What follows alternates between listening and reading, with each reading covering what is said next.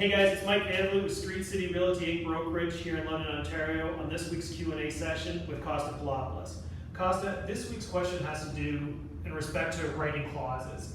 And there should be 4 key components in writing a clause. Can you elaborate on what those 4 key components should be? Great question, Mike. Seriously, that people get, they struggle sometimes with what do you need to put in a clause. And so you're right that there's 4, and sometimes there could be a 5th one. So let's assume a buyer has an expectation for a seller to do something, and let's say that something is to repair a bathroom exhaust fan. Sure. It doesn't matter, or fix a foundation crack, or paint a room, or whatever the case may be. So what you need to know on the 4 issues are: number 1, who's going to do it?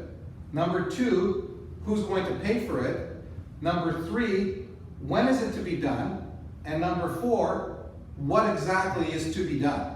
And so let me elaborate on that and give you an example. So it would be the seller agrees at the seller's sole cost and expense to on or before closing date or 10 days prior to closing, repair or replace the existing bathroom ceiling fan.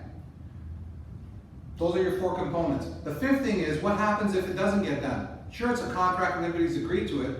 And so the 5th component could be the buyer and seller mutually agree that the buyer's lawyer shall hold back the sum of $500 in the event that this work is not done on closing. And so you explain what happens when the work is not done. So 5 things: who does it, who pays for it, when is it supposed to be completed, what is supposed to be completed, and what happens if it's not done. And a lot of people have a misconception that they can unilaterally, a buyer can unilaterally hold back money on closing with their lawyer.